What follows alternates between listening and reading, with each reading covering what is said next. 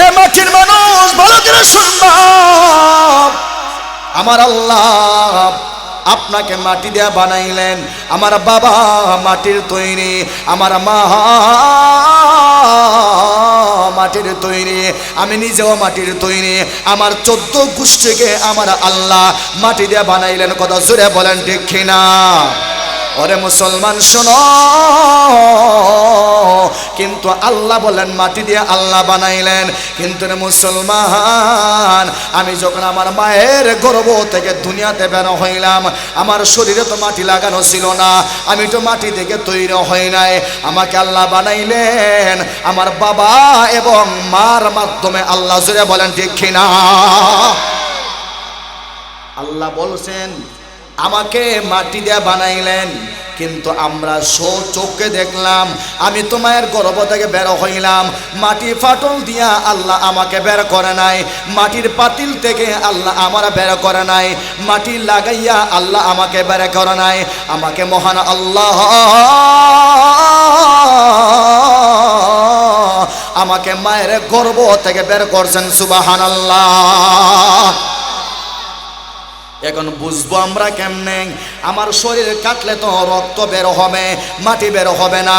আমাকে গোশত বানাইলে কাটলে আমার শরীর থেকে মাটি বের হবে না, শুধু গোশত বের হবে, রক্ত বের হবে। কথা শুনে বলেন ঠিক কিনা? মুফাসসিরে কেরাম ওই অংশের ব্যাখ্যারা করলেন, ওরে বান্দা শোনো, আমার আল্লাহ যে বললেন তোরে মাটি দিয়ে বানাইলাম, এই কথার উপরে তোর সন্দেহ তৈরি হতে পারে রে বান্দা। তাহলে বান্দা শোন, তুই যে খানাটা খাও, এই যে বয়ান করার পরে আমি খানা খাইয়া যাইমু, ভাত খাইমু, গরুর গোশত, খাসির গোশত, দেশি মুরগ আছে না নাই? কথা জোরে হয় না? আচ্ছা আপনারাই কেন বলা খাইতামই নাই, খাওয়া বাদই দিলাম, এখন জোরে হইবানি? কথা হইল, আমি তো হইলাম খাইতাম না, এখন জোরে হইন খাইমু নেই, আপনারা খাইবা নেই। আপনাদের কাছে আমার প্রশ্ন হলো, ভাত কি তৈরি হয় জমিনে নাকি আসমানে? ধান থেকে তৈরি হয় চাল, চাল থেকে তৈরি হয় ভাত। এক নাম্বার হলো ধান, ওই ধানটা কি জমিনে তৈরি হয় নাকি আসমানে তৈরি হয়? আর একটু জোরে হোক। ধান তৈরি হয় জমিনে, ওই ধান থেকে আল্লাহ চাল বানায়, ওই চাল থেকে আল্লাহ ভাত বানায়, ওই ভাতটা আমরা পানি দিয়া রান্নার মাধ্যমে আমরা পেটের ভিতরে দেই, এরপরে মাছ ভান্ডার ঠান্ডা হয়। কত জোরে হন ঠিক কিনা? ওরে বান্দা শোনো,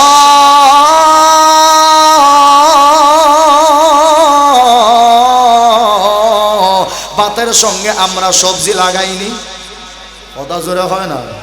ভাতের সঙ্গে আমরা মাছ লাগাই, ভাতের সঙ্গে আমরা সবজি মাখাই, বেগুন বলেন, টমেটো বলেন, লম্বা গুল্লু অথবা আলু অথবা শিম বলেন, লুইবাউরি বলেন, যত শাক সবজি আছে, যত ফল ফসলাদি আছে, আঙ্গুর বলেন, আপেল বলেন, মালটা বলেন, সব কি তৈরি হয় জমিনে নাকি আসমানে? আর একটু আসতে হয়। সব তৈরি হয় জমিনে। এ মুসলমান ভালো করে শুনবা, ভালো করে শুনবা, আমরা যে হাঁসের গোশত খাই, দিনের রাস্তার মধ্যে আমরা মোটর সাইকেল মাইরা হাঁসের গোশত খাওয়ার লাগে যাই, এরপরে আমরা মুরগের গোশত খাই, এরপরে আমরা কাশের গোশত খাই। এই কাশের গোশত তৈরি হয় জমিনে নাকি আসমানে? এখন হইবা জমিনে কেমনে হয়? এটা তো গরুর ফেট থেকে গরু বাইর হয়, ছাগলের ফেট থেকে ছাগল বাইর হয়। এরে মুসলমান শোনো, ভালো করে শুনবা, গরু দিয়ে মোটা তাজা হয়, এটা কি ঘাস খাইয়া মোটা হয় না? কত জোরে হয় না? কিতা খাইয়া মোটা হয়? আপনারা হইব আমি ঘাস খাওয়াই না, আমি সিডা খাওয়াই। সিডার মূল যে উপাদান, এটাও তো জমিন থেকে তৈরি। কত জোরে হয় না? এরপরে কইবা আমি তো সিডাও খাওয়াইতাম না, আমি গুড়া খাওয়াইমু, গুড়া তো ধান থেকে তৈরি হয়, ধান তো আবার জমিন থেকে তৈরি হয়। কথা জোরে হয় না? এ মুসলমান ভাই, এই যে বিড়ি খান, মদ যে খান, মদের উপাদান জমিন, বিড়ির উপাদান জমিন। কথা জোরে হয় না? ঠিক না বেঠিক? এক কথা যাও, ওই মাছ বান্ডর ডু খাইবা, সব জমিন থেকে। কথা জোরে হয় না? সব হয় জমিন থেকে। আমার আল্লাহ বললেন, ওরে বান্দা শোনো, আমি আল্লাহ যে বললাম তোর জমিনটাকে বানাইলাম, ওরে বান্দা কেমনে বানাইলাম? তোর মূল উপাদানটা তৈরি হয় জমিন থেকে। তুই ভাত খাস, এরপরে কাশির গোস্ত, এরপরে গরুর গোস্ত, এক কথা যত খানা তুমি খাও, ওই খানার মাধ্যমে একটা ভিটামিন তৈরি হয়। তোর পেটের ভিতরে একটা ভিটামিন তৈরি হয়, একটা শুক্রাণু। ওই শুক্রাণুটা মহান আল্লাহ আমাদের খানার মাধ্যমে রিফায়ারিং করিয়া আমাদের পৃষ্ঠ দেশে মহান আল্লাহ একটা শুক্রাণু তৈরি করে দেয়া দেয়। জুড়ে বলেন সুবহানাল্লাহ। আল্লাহ বলেন বান্দা, ওই শুক্রাণু তোর বিবি এবং তোর মাধ্যমে আমি আল্লাহ সহবাসের মাধ্যমে, মিলনের মাধ্যমে তোর বিবির পেটের ভিতরে চলে যায়, রেহামের ভিতরে চলে যায়। ওই শুক্রাণুটাকে মহান আল্লাহ আমি আল্লাহ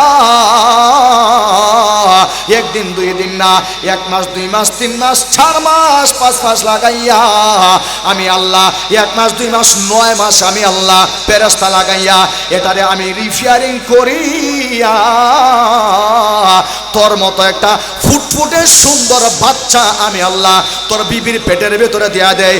এরপরে 10 মাস যাওয়ার পর, এরপরে বেদনা শুরু হওয়ার পর তোর স্ত্রী তোর সন্তানটা দুনিয়াতে প্রসব করে। কথা বুঝাইছে না মা? কথা বুঝাইছে? যে আয়াতের প্রথম অংশের ব্যাখ্যা এতক্ষণ দিলাম, কথা কি আপনাদের ক্লিয়ার হয়েছে? কাজে আল্লাহ যা বললেন মিনহা খালাকনাকুম, ওরে বান্দা শোনো, আমি আল্লাহ তোরে মাটি দিয়ে বানাইলাম।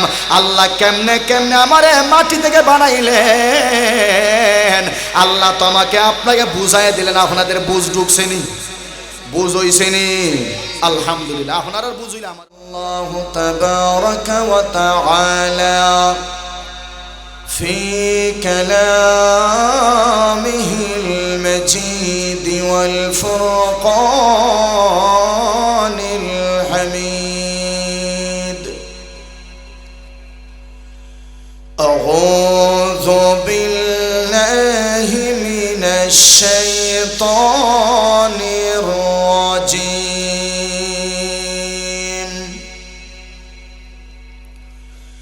بسم الله الرحمن الرحيم.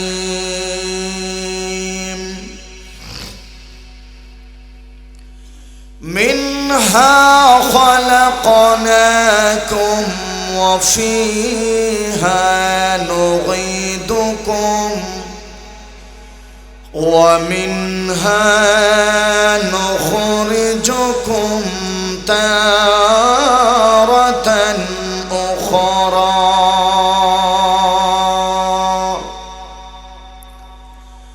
صدق الله العظيم.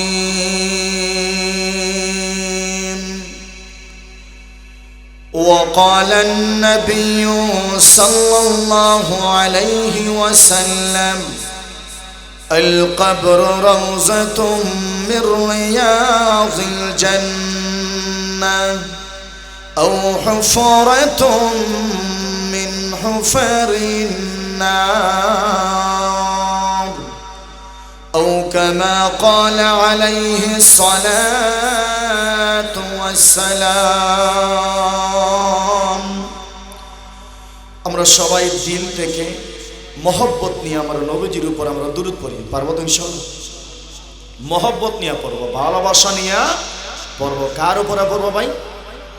কথা জোরে বলুন, কার উপরে? নবীজির উপরে আমরা দুরূদ পড়বো মহব্বত নিয়ে, ভালোবাসা নিয়ে, দরদ নিয়ে। পারবো তো ইনশাআল্লাহ?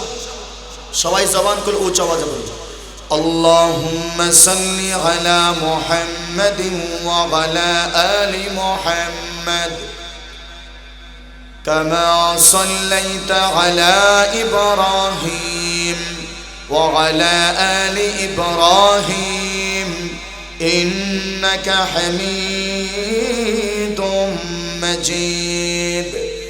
اللهم بارك على محمد وعلى آل محمد كما باركت على إبراهيم وعلى آل إبراهيم إنك حميد مجيد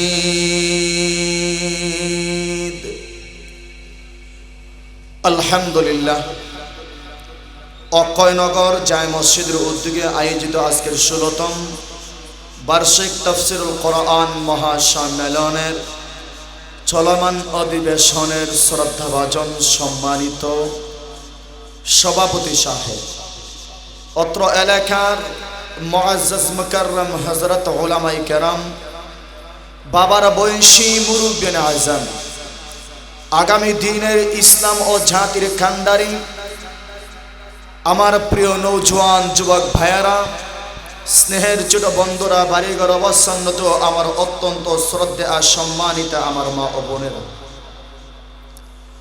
শুরুতে আমরা সকলে মিলে মালিকের দরবারে দিল থেকে কালিমাতুশ শুকর আমরা জ্ঞাপন করছি।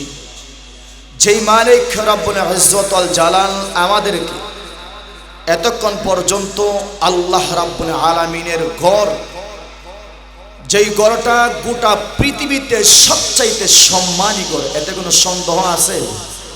আমার সাথে জোরে কথা বলতে হবে, আস্তে বললে আমার হয় না, আমার জোরে বলতে হয়।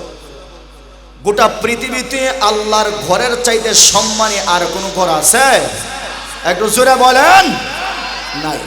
এই ঘরের সামনে জান্নাতের বাগানে এত সুন্দর মনোরম পরিবেশে একটু বাতাস পর্যন্ত ঢুকে না। সুবহানাল্লাহ কইতা না? বাতাস ঢুকে, কুয়াশা ঢুকে, এত আরামে আল্লাহ রাব্বুল আলামিন আমাদেরকে আসার বসার সুযোগটুকু আল্লাহ আমাদেরকে দিয়েছেন।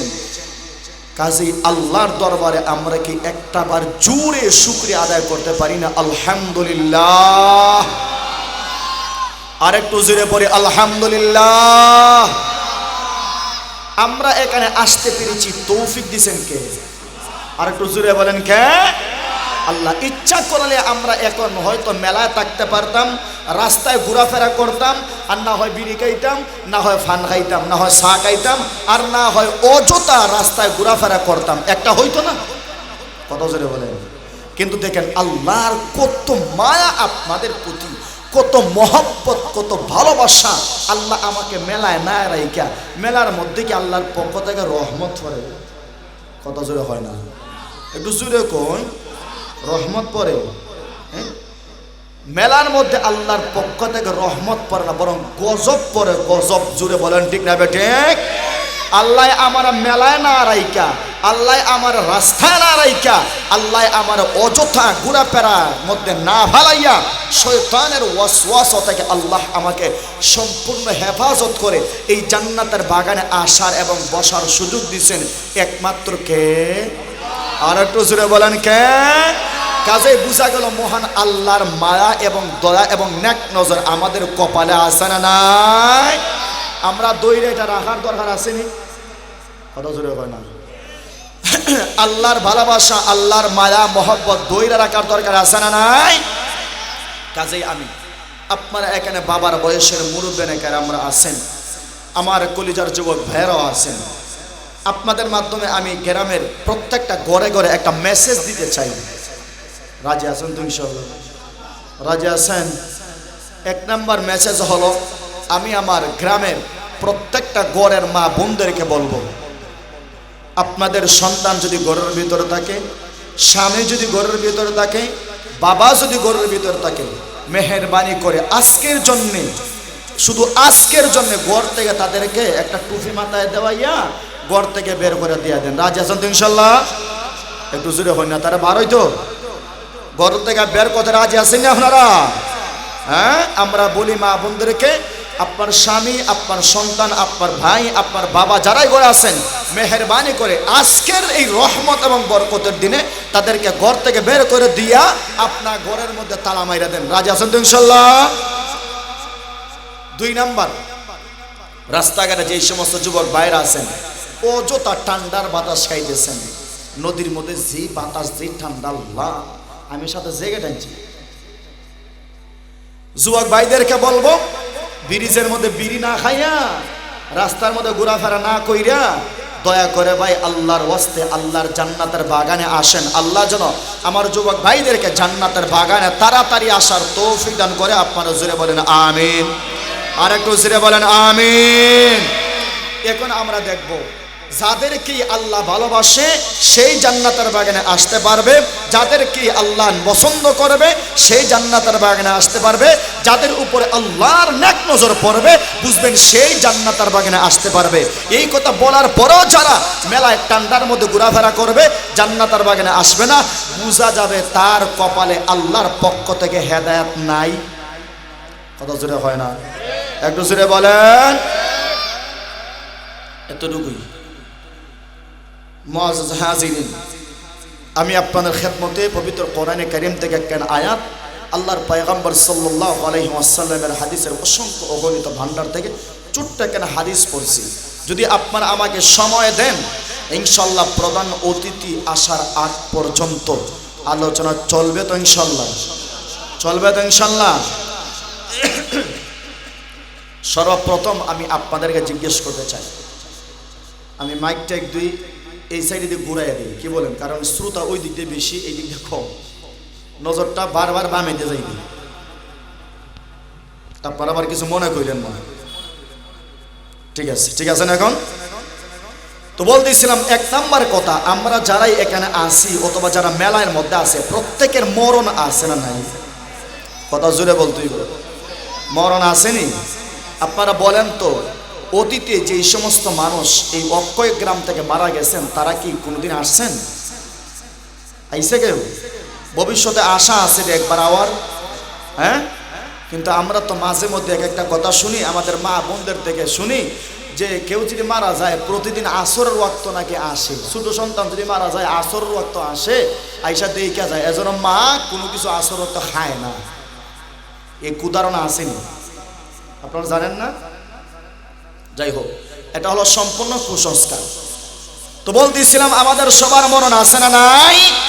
আমাদের প্রত্যেকের মরণ আছে। পৃথিবীতে এমন কেউ নাই যে বলবে যে আমার মরণ নাই। মরণ নাই একমাত্র কার? আল্লাহর নামটা আসতে হবে না জুড়ে হবে ভাই? মরণ নাই কার? কুল্লু মান আলাইহা ফান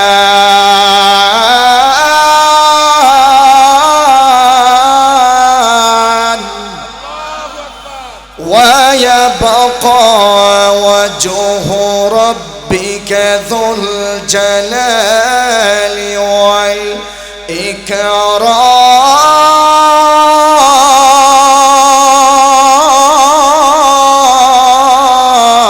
ইকরাম। আল্লাহ বলেন এই দুনিয়াতে আমি আল্লাহ যা সৃষ্টি করেছি সব কিছুর ধ্বংস আছে, ধ্বংস নাই কার? জোরে বলেন কার? আল্লাহর নামটা একটু জোরে নিবেন, দিল পরিষ্কার করে দিবে কে? জীবনে যত গুনাহ করেছি, সুদ ঘুষ জুলুম অন্যায় অবিচার মিথ্যা কথা বলা গীবত করা পরনিন্দা করা যা কিছু করেছি দিলের ভিতরে একটা নাফাকি আছে না নাই? কথা জোরে পঞ্চাশা দিলের ভিতরে মরিচা আছে না নাই? কাজে এই মরিচা আপনারা সারাইতে চান তো? কাজে সুবহানাল্লাহ আলহামদুলিল্লাহ আল্লাহু আকবার এগুলা জোরে বলবেন। যত জোরে সুবহানাল্লাহ বলবেন ভিতর পরিষ্কার হবে, যত জোরে আলহামদুলিল্লাহ বলবেন দিল পরিষ্কার হবে, যত জোরে আল্লাহু আকবার বলবেন জবান পাতলা হবে, দিল পরিষ্কার করে দিবে কে? আর একটু জোরে বলেন কে? আল্লাহ। এজন্য ভাই আল্লাহর নাম আমরা জোরে নেব যাতে দিলে গিয়া ধাক্কা লাগে। কি লাগে? ধাক্কা লাগে। ধাক্কা লাগলে অটোমেটিক দিল হালকা হবে। আমাদের দিলে মরিচা লাগিয়া এখন দিল একেবারে ভারী হয়ে গেছে। আমরা চাই আল্লাহর নামের জিকির করে আল্লাহর নামটা জোরে নিয়ে আমরা আমাদের দিলটাকে পাতলা করব এবং মরিচা থেকে পবিত্র করব। কথা জোরে বলেন ঠিক না বেঠে? এবার আসেন আল্লাহ রাব্বুল আলামিন বলতেছেন মিনহা খালাকনাকুম ওয়া ফীহা নুগীদুকুম ওয়া মিনহা নুখরিজুকুম তারাতান উখরা।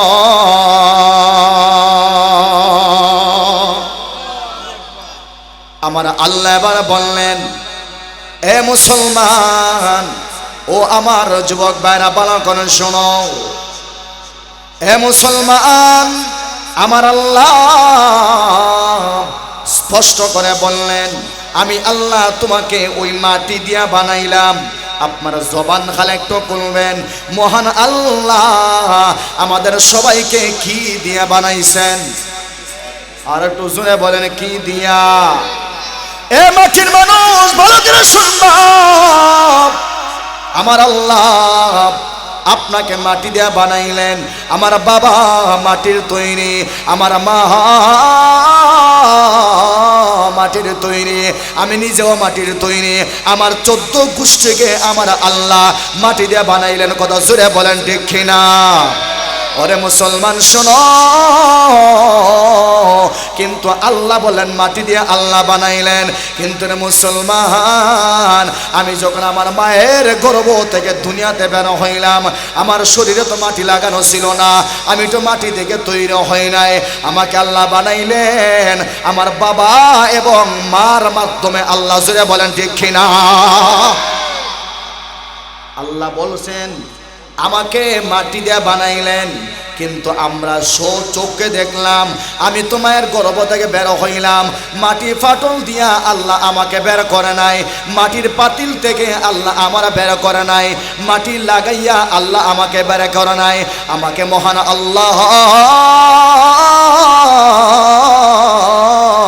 আমাকে মায়ের গর্ভ থেকে বের করছেন। সুবহানাল্লাহ।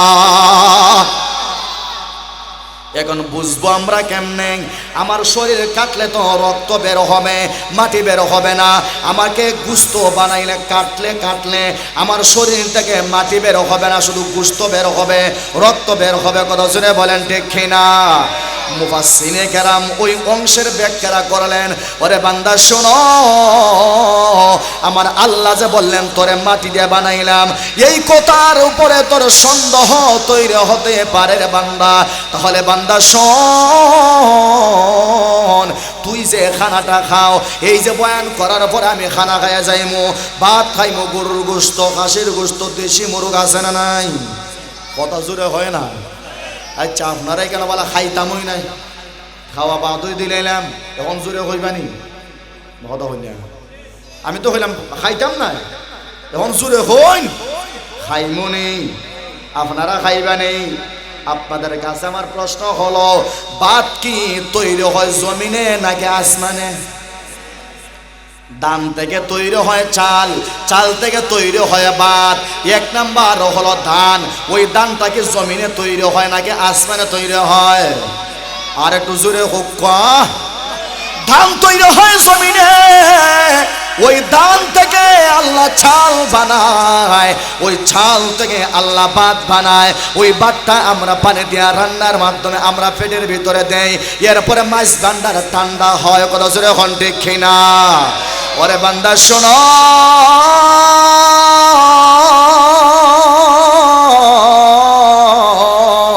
ভাতের সঙ্গে আমরা সবজি লাগাইনি।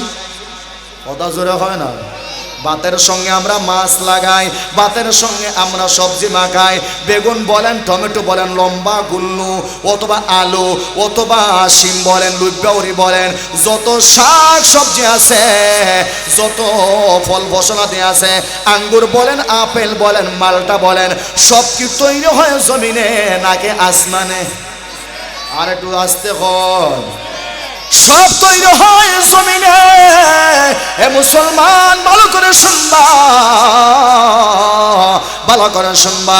আমরা যে হাঁসের গোশত খাই, দিনের রাস্তার মধ্যে আমরা মোটর সাইকেল মাইরা হাঁসের গোশত খাওয়ার লাগা যাই, এরপরে আমরা মুরগের গোশত খাই, এরপরে আমরা কাশের গোশত খাই। এই কাশের গোশত তৈরি হয় জমিনে নাকি আসমানে? এখন হইবা জমিনে কেমনে হয়? এটা তো গরুর ফেট থেকে গরু বাইর হয়, ছাগলের ফেট থেকে ছাগল বাইর হয়। এরে মুসলমান শোনো, ভালো করে শুনবা। গরু যে মোটা তাজা হয়, এটা কি ঘাস খাইয়া মোটা হয় না? কত জোরে হয় না? কিতা খাইয়া মোটা হয়? আপনারা হইব আমি ঘাস খাওয়াই না, আমি সিডা খাওয়াই। সিডার মূল যে উপাদান এটাও তো জমিন থেকে তৈরি, কত জোরে হয় না? এরপরে কইবা যে আমি তো সিডাও খাওয়াইতাম না, আমি গুড়া খাওয়াইমু, গুড়া তো ধান থেকে তৈরি হয়, ধান তো আবার জমিন থেকে তৈরি হয়, কত জোরে হয় না? এ মুসলমান ভাই, এই যে বিড়ি খান, মদ যে খান, মদের উপাদান জমিন, বিড়ির উপাদান জমিন, কত জোরে হয় না? ঠিক না বেঠিক? এক কথা যাও ওই মাছ বান্ডর ডু খাইবা, সব জমিন থেকে, কত জোরে হয় না? সব হয় জমিন থেকে। আমার আল্লাহ বললেন, ওরে বান্দা শোনো, আমি আল্লাহ যে বললাম তোর জমিন থেকে বানাইলাম, ওরে বান্দা কেমনে বানাইলাম? তোর মূল উপাদানটা তৈরি হয় জমিন থেকে। তুই ভাত খাস, এরপরে কাশির গোস্ত, এরপরে গরুর গোস্ত, এক কথা যত খানা তুমি খাও, ওই খানার মাধ্যমে একটা ভিটামিন তৈরি হয়, তোর পেটের ভিতরে একটা ভিটামিন তৈরি হয়, একটা শুক্রাণু, ওই শুক্রাণুটা মহান আল্লাহ আমাদের খানার মাধ্যমে রিফায়ারিং করিয়া আমাদের পৃষ্ঠ দেশে মহান আল্লাহ একটা শুক্রাণু তৈরি করে দেয়া দেয়। জুড়ে বলেন সুবহানাল্লাহ। আল্লাহ বলেন, বান্দা ওই শুক্রাণু তোর বিবি এবং তোর মাধ্যমে আমি আল্লাহ সহবাসের মাধ্যমে, মিলনের মাধ্যমে তোর বিবির পেটের ভিতরে চলে যায়, রেহেমের ভিতরে চলে যায়। ওই শুক্রাণুটাকে মহান আল্লাহ আমি আল্লাহ একদিন দুই দিন না, 1 মাস 2 মাস 3 মাস 4 মাস 5 মাস লাগাইয়া আমি আল্লাহ 1 মাস 2 মাস 9 মাস আমি আল্লাহ ফেরেশতা লাগাইয়া এটারে আমি রিফায়ারিং করিয়া তোর মতো একটা ফুটফুটে সুন্দর বাচ্চা আমি আল্লাহ তোর বিবির পেটের ভেতরে দেয়া দেয়। এরপরে 10 মাস যাওয়ার পর, এরপরে বেদনা শুরু হওয়ার পর তোর স্ত্রী তোর সন্তানটা দুনিয়াতে প্রসব করে। কথা বুঝাইছে না মা? কথা বুঝাইছে? যে আয়াতের প্রথম অংশের ব্যাখ্যা এতক্ষণ দিলাম, কথা কি আপনাদের ক্লিয়ার হয়েছে? কাজে আল্লাহ যা বললেন, মিনহা খালাকনাকুম, ওরে বান্দা শোনো, আমি আল্লাহ তোরে মাটি দিয়ে বানাইলাম। আল্লাহ কেমনে কেমনে আমারে মাটি থেকে বানাইলেন আল্লাহ তোমাকে আপনাকে বুঝাই দিলেন। আপনাদের বুঝ ঢুকছেনি? বুঝ হইছেনি? আলহামদুলিল্লাহ, আপনারা বুঝইলে আমারও বুঝে গেছি। ভাই একটু না দাঁড়াইয়া যারা একটু কষ্ট করে যদি ঢুকিছে দেখি আলহামদুলিল্লাহ, সুন্দর হইল না? ওই তুই বইবা উবাইয়া ঠান্ডা খাই কোনো লাভ আছে নি চাচা? কেন বইলে আলহামদুলিল্লাহ সুন্দর পরিবেশ। এবার আসেন দ্বিতীয় অংশে যাই। দ্বিতীয় অংশ আছে না, ওয়াফিহা নুঈদুকুম ওয়া মিনহা নুখরিজুকুম তারাতান উখরা। দ্বিতীয় অংশে আমার আল্লাহ বললেন, এ বান্দা আমি আল্লাহ তোমাকে আবার মাটিতে ফিরাইয়া আনবো। আপনারা সবাই মাটিতে যাইবানি? কথা জোরে হন না? ও ভাই সাহেব, মাটিতে যাইবানি? আপনি মাটিতে যাওয়া লাগবো নি? আপনারা ওইবা ওজনে মাটিতে যাইতাম না? আমি এত সুন্দর বেটি বিয়া করছি, অত তাড়াতাড়ি মাটি? হ্যাঁ, 20 বছর যাক, 30 বছর পরের পরে মাটির কথা চিন্তা করবো। যখন চা খাইতাম না কথা হইতাম সাসার দিলাম না, আমি চা খাইলে কিন্তু কথা বলিলিম আমার গলা এমনি থাকবো, কিচ্ছু করার নাই। 2টা 3টা মারা লাগে, এখন কিচ্ছু করার আছে না। একটু যদি গরম পানি খাইয়া টাইয়া যদি আবার একটু সুস্থ হলাম, আবার আমার মাইজ দেওয়া লাগে, আবার ওইটার জায়গা থাকবো, অমনি চালাই দেওয়া লাগবো, মারার ওঠে মারা। তো বলতেছিলাম আমরা মাটিতে যাওয়া লাগবো তো, হ্যাঁ? মেলায় যারা আছে তারার মনে হয় মাটিতে যাওয়া লাগতো না, ফ্রিজও করে রাখি দিল। হ্যাঁ না রে ভাই, এই কবরে তোমাকে যাইতেই হবে। তোমার 14 গোষ্ঠী গেছে, এমনকি অতীতে যারা গেছে তারাও যাইব গেছে, বর্তমানে যারা তোমার সামনে আসবে তারাও যাওয়া লাগবো। কেউ এই দুনিয়ায় থাকতে পারবে না, এই দুনিয়াটা থাকার জায়গা না। এটা কষ্টের জায়গা। এখানে যে বেশি কষ্ট করতে পারবে সে পরকালে তত বেশি আরাম এবং শান্তি করতে পারবে। সুবহানাল্লাহ। এটা হলো কবর। এই মাটি কেউ ছাড়ে না, কাউকে ছাড়বে না, আমাকেও ছাড়বে না, আপনাকেও ছাড়বে না। আল্লাহর পয়গম্বর মেয়েকেও মাটি ছাড়ে নাই। হাসান হুসাইন রাদিয়াল্লাহু আনহুমাকে মাটি ছাড়ে নাই। যাওয়া লাগছেনি, কত জোরে হয় না? এ মুসলমান ভাই ভালো করে শুনবা, এই অন্ধকার কবর, ওই কবরে আপনাকে যাইতে হবে, আমাকেও যাইতে হবে। এর জন্য আমার আল্লাহ বলেন, ওরে বান্দা শোনো, ওয়াফিহা নুগীদুকুম, ওরে বান্দা শোনো না, ওই কবরে তোমাকে আসতে হবে। হয়তো 100 বছর পরে আসবা, না হয় 50 পরে আসবা, না হয় 10 বছর পরে আসবা, না হয় ছোট অবস্থায় ওই কবরে তোমাকে আসতেই হবে। জোরে বলেন ঠিক কিনা? এবার একটা ভালো করে কথা শুনবেন, আপনি কোন জায়গায় মারা যাবেন এটা কি আপনারা জানেন? কথা জোরে হন। আমি কোন জায়গায় মারা যাব এটা আমার জানা নাই। আমি কোন হালতে মারা যাব এটাও আমার জানা নাই। কোন জায়গায় আমার মরণ হয়, কোন হালতে আমার মরণ হয়, কোন অবস্থায় আমার মরণ হয়। আজরাইল আমাকে বেঈমান বানাইয়া মারবে নাকি নেককার অবস্থায় আমাকে মারবে এটা জানে একমাত্র কে? আর একটু জোরে বলেন কে? এ মুসলমান ভাই, ইমাম মালিক রাহমাতুল্লাহি আলাইহি ওনার ঘটনা আপনারা সবাই জানেন। ইমাম মালিক রাহমাতুল্লাহি আলাইহি উনি ওনার জীবনের শেষ জীবনে মদিনাতে ঢুকে গেলেন। উনি আল্লাহর পয়গম্বরকে এত মহব্বত করতেন, ওনার দিলে বড় তামান্না, আমার জীবনের শেষ সময় আমি মদিনাতে কাটাইয়া দেব, আমার মরণটা যেন আল্লাহর পয়গম্বরের শহর মদিনাতে হয়। সুবহানাল্লাহ। আপনাদের নিয়ত আছে নি মদিনাতে মরণ হওয়ার? কত জোরে কন্যা? আমাদের সবার আশা হলো, ও আল্লাহ, মরণ যেদিন দিবাই তোমার ঘর দেখাইয়া, তোমার পয়গম্বর রোজা দেখাইয়া, তোমার নবীর শহরে আমাদের মরণটা দিও। জোরে বলেন আমিন। নবীজির আশিক ইমাম মালিক রাহমাতুল্লাহি আলাইহি মদিনা থেকে উনি বের হয় না। ওনার আশা হলো আমার মরণ যেন মদিনাতে হয়, নবীজির শহরে হয়। সুবহানাল্লাহ, জোরে সুবহানাল্লাহ।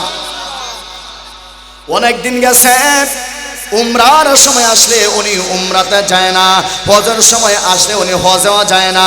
ওরে আল্লাহর বান্দারা শুনো, উনি ওনার মনে মনে নিয়ত করে, আমার নিয়ত হলো নবীদের শহরে যেন আমার মরণ হয়। এবার আমি যদি উমরার জন্য মক্কাতে যাই আর আমার মরণটা যদি মক্কাতে হয়ে যায়, আমার আশা পূরণ হবে না। আমার আশা হলো আল্লাহর পয়গম্বরের ওই রোজার সামনে যেন আমার মরণ হয়। সুবহানাল্লাহ। ওনার কত বড় দিলে আশা নিয়ে রাখছে। উনি আবার উমরাতে যান, শুধু মদিনাতে বৈশা থাকে। প্রস্রাবে দললে জানেন কিতাবেতে আসছে, প্রস্রাবে দললে উনি উনার বটি রাখতেন মদিনা শহরে আর প্রস্রাব করতেন মানে মদিনা শহরের বাউন্ডারির বাইরে। সুবহানাল্লাহ, জোরে কইতে না? কি পরিমাণ আশা উনার ভিতরে। রাত্রে ঘুমাইছেন, স্বপ্নে দেখছেন আল্লাহর পয়গম্বর ওনাকে 5টা আঙ্গুল দেখাইছে। সুবহানাল্লাহ, জোরে বলেন, জোরে সুবহানাল্লাহ। ওরে আমার যুবক ভাই, তোমার মরণ ব্রিজের তলে হবে কি না হবে এটা আল্লাহ জানে। এ মুসলমান ভাই ভালো করে শুনবা, তোমার মরণ কোন জায়গায় হয় এটা জানে আমার আল্লাহ।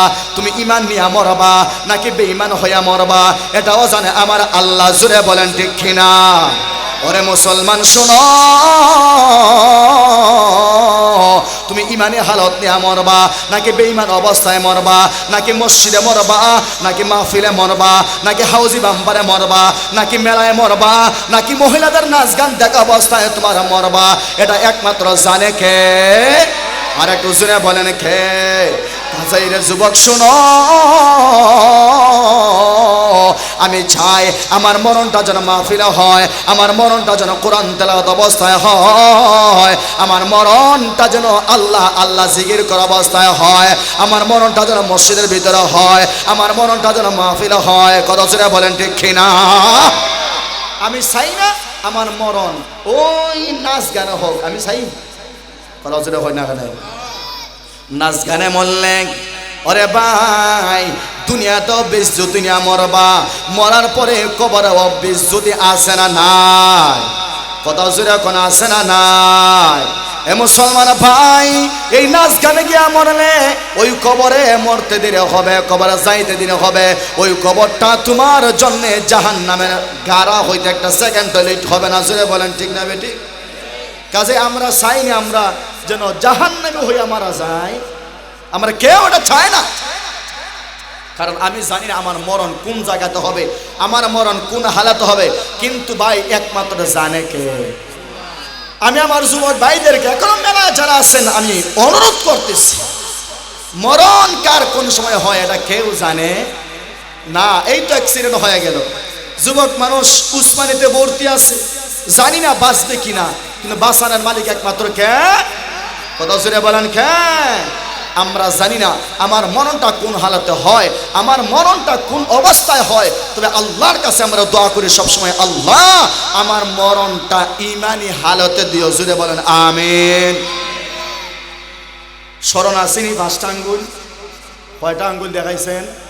কথা জোরে বলেন কয়টা? আমার ভাইয়েরা, আল্লাহর পয়গম্বর ইমাম মালিক রহমতুল্লাহি আলাইহিকে 5টা আঙ্গুল দেখাইলেন। ইমাম মালিক এবার ঘুম থেকে উঠলেন, হাউমাউ করে কাঁদতেছেন, কি হয়ে গেল? ইমাম মালিক রহমতুল্লাহি আলাইহি উনি এবার ফজর নামাজ পড়লেন, নামাজ পড়িয়া উনি এবার ওনার খাদেমকে আনলেন, খাদেমকে এবার জিগাইলেন, ওরে খাদেম আমি রাত্রে বেলায় আমি 5টা আঙ্গুল দেখছি, আল্লাহর পয়গম্বর আমাকে 5টা আঙ্গুল দেখাইলেন, এ খাদেম বলো এবার আমার মরণের বাকি কি 5 বছর নাকি 5 মাস নাকি 5 দিন নাকি 5 সপ্তাহ? ওরে খাদেম বলো আমার মরণের আর কতটুকু সময় বাকি আছে? আল্লাহর বান্দা খাদেম বলে, এ হুজুর আমার তো জানা নাই আপনার মরণের কয়দিন বাকি, আপনি কোন জায়গায় মরবেন, কোন হালতে আপনার মরণ হয় আমি এটা জানি না, জানে একমাত্র কে? একমাত্র আমার আল্লাহ জানে। এবার তো ইমাম মালিক পেরেশান হয়ে গেছেন। ইমাম মালিকের জমানায় স্বপ্নের ব্যাখ্যাকার ছিলেন মুহাম্মদ ইবনে সিরিন রহমাতুল্লাহি আলাইহি। সুবহানাল্লাহ। ইমাম মালিকের যুগে সর্বশ্রেষ্ঠ একজন স্বপ্নের ব্যাখ্যাকার ছিলেন মুহাম্মদ ইবনে সিরিন রহমাতুল্লাহি আলাইহি। খাদেমকে পাঠাইলেন, অনেক দূরের রাস্তা, আজকে তো আমরা ফোনে জানি লাই, ইমাম সাহেব কুয়াশা ঠান্ডা রাত্রে স্বপ্ন দেখছে হুজুর আমার হাফে কামড়াইলিস, সে আমারে চুরি দি যাব হরিলিস, আছে না নাই? কথা জোরে হয় না? স্বপ্ন দেখেনি হুজুর এখন কিতা করতাম? ইমাম সাহেব এখন কই আছেন আপনি? এখন আমি গুমো হুজুর, হইলেন ওখান থেকে হইলেন, বুঝছেন? এমন অলস ধরছে, এর আগে 3 জনের হয়ে যাচ্ছে, 3 জনের হইলিছে স্বপ্নের ব্যাখ্যা। কি দেখব আমার ভাইয়ারা, খাদেমকে উনি পাঠাইলেন, যা যা কুফা নগরীতে যা। মদিনা থেকে কুফা অনেক দূরের রাস্তা, উটের উপর সওয়ার হইলেন। আস্তে আস্তে উট কি দৌড়ে নাকি আস্তে ছাড়ে? কথা জোরে হয় না? আল্লাহর বান্দা খাদেম এবার আস্তে আস্তে করে হাঁটি হাঁটি পা পা করে উনি এবার কুফা নগরীতে গেলেন। গিয়া মুহাম্মদ ইবনে সিরিনের শরণাপন্ন হইলেন। মুহাম্মদ ইবনে সিরিন প্রশ্ন করলেন, ওরে আল্লাহর বান্দা বলো কি কারণে আমার কাছে আসলা? অনেক দূর থেকে তুমি আগমন করলা। এবার খাদেম বলে, ওরে আল্লাহর বান্দা শোনো, আমি অনেক দূর থেকে আগমন করলাম মাত্র একটা জিনিস জানার জন্যে। আল্লাহর একজন বান্দা স্বপ্নে রাত্রে বেলায় 5টা আঙ্গুল দেখছে। জুড়ে বলেন সুবহানাল্লাহ। এ আল্লাহর বান্দা ভালো করে শুনবা, রাত্রে বেলায় আল্লাহর পয়গম্বর ওই আল্লাহর বান্দাকে 5টা আঙ্গুল দেখাইলেন। ওরে আল্লাহর বান্দা বলো না ওই 5টা আঙ্গুলের ব্যাখ্যা কি হবে, এর অর্থ কি হবে? আল্লাহর বান্দা এবার বলে দিলেন, ইমাম মালিক বলে দিয়েছিলেন, ওরে আমার খাদেম শোনো, সাবধান, নাম বলা যাবে না, নাম বলতে পারবে না, কারণ নাম বলার অনুমতি আমি মালিক আমি তোমাকে দেই নাই। সুবহানাল্লাহ। মুহাম্মদ ইবনে সিরিন বলেন, যে আল্লাহর বান্দা স্বপ্নে দেখছেন নামটা আমার আগে হও। খাদেম বলে, ওরে আল্লাহর বান্দা তাহলে ভালো করে শোনো, যেই বান্দা রাত্রে স্বপ্নে বেলায় আল্লাহর পয়গম্বরকে স্বপ্নে দেখেছে, ওরে আল্লাহর বান্দা উনি নিচে আমাকে নিষেধ দেয়া নিছে, অনেক দূর রাস্তা হলেও কোনো সমস্যা না, আমার নামটা তুমি বলবা না। এটা হলো একটা আমানত। জুড়ে বলেন এটা কি? আর একটু আস্তে হন, জুড়ে বলেন এটা কি? ওরে আল্লাহর বান্দা শোনো, আমরা যদি আজকে এই জায়গায় হইতাম, আমরা আগে বলতাম হুজুর অমুক হুজুরের স্বপ্ন দেখছে, নাম নিষেধ করে দিয়েছে, কোনো সমস্যা নাই, আমি গিয়া হইম, আমি নাম হইছি না। আমানতের খেয়ানত করতাম নি? কথা জোরে হয় না? আমরা হইলে করতাম তো, ফোন দেওয়া জানি লিতাম, আর ফোনই দিতাম না। আচ্ছা হওয়া লাগতো না, হইলেন অমুক হুজুরে হয়েছে দেখছা স্বপ্ন, এটার অর্থ কিতাব ব্যাখ্যা কিতাব না হইয়া দিন, হুজুরে ফাল্টার জিগাইতাম না। আমরা এমন মুসলমান আছে না নাই? আমার ভাইয়ারা, এবার খাদেম বলে, ওরে আল্লাহর বান্দা আমাকে তো বিপদের সম্মুখীন তুমি করলাম, ওই নামের অনুমতি নেওয়ার জন্যে আবার আমাকে মদিনা শহরে যাইতে হবে। আমার ভাইয়ারা, ইমাম মালিকের খাদেমকে মুহাম্মদ ইবনে সিরিন এবার স্পষ্ট করে বললেন, ওরে আল্লাহর বান্দা খাদেম তাহলে ভালো করে শোনো, অনুমতি যেহেতু নাই আবার তোমাকে মদিনাতে যাইতে হবে, তাহলে আমি আগে বলে দেই, এমন স্বপ্ন দুনিয়ার সাধারণ কোনো মানুষ দেখতে পায় না, এমন স্বপ্ন দুনিয়ার সাধারণ কোনো মানুষের নজরে বাসে না। এই স্বপ্ন বর্তমান যুগের আলেম ইমাম মালিক ছাড়া আর কেউ দেখতে পারে না। উনি নাম বলে দিছে, তুমি যে স্বপ্নের ব্যাখ্যার জন্য আসছো আমি বইলা দেই, এমন স্বপ্ন ইমাম মালিক ছাড়া আর কেউ দেখতো না। সুবহানাল্লাহ জোরে হই যায় না? আপনারা হননি সুবহানাল্লাহ, কারণ বর্ডার গাড়ো ভরে গেছেন, তো সমস্যা আছে, আফা এসে খাবলা মেরে লইয়া যাইব। সুবহানাল্লাহ জোরে হইবেন আপনারা? ইমাম মালিকের খাদেমকে বলছেন যে ইমাম মালিক ছাড়া এই স্বপ্ন আর কেউ দেখতে পারে। আপনার মনে একবার জাগেনি, আশা আয়নি, আল্লাহ জীবনের শেষ মুহূর্তেও যদি একবার নবীজির স্বপ্ন দেখতে পারতাম। সুবহানাল্লাহ হইলেন না মুসলমান? নবীজির স্বপ্ন দেখার আশা নাই। ও কিটা আশা আসেনি? যুবক ভাইরা কিটা আশা আসেনি? নাও যেটা বুড়া খাইলেও দেখ মনে, আগে আমার গার্লফ্রেন্ডের স্বপ্ন দেখলাম আমার দিল টান করে। কথা জোরে হই না? হ্যাঁ, গার্লফ্রেন্ডের সাথে যদি একদিন না মাতে দেখা যায় তার মাথা পুরো গ্যাস দোয়া বাইরে, এখানে ফোনের উপরে ফোন 50টা 60টা দিতে, রিসিভার যখন গার্লফ্রেন্ডে করে না তখন দেখা যায় এটা বাইক এমনি যায়।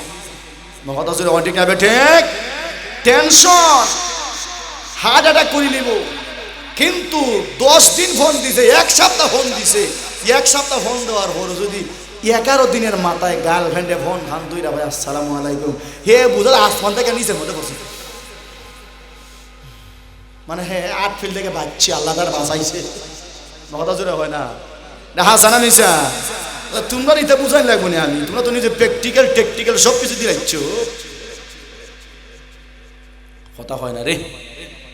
ইয়ে পরিস্থিতি হয় না নি, হয় না? আল্লাহ আপনারা আল্লাহর ওলি বানাক, যদি ওখানে আমিন। মানে আপনারা কথা বোঝা গেছে, এই তার রুগে ধরছে না আপনারা। আমিও দোয়া করি আল্লাহ যেন আপনারা আল্লাহর ওলি হিসাবে কবুল করে, যদি ওখানে আমিন।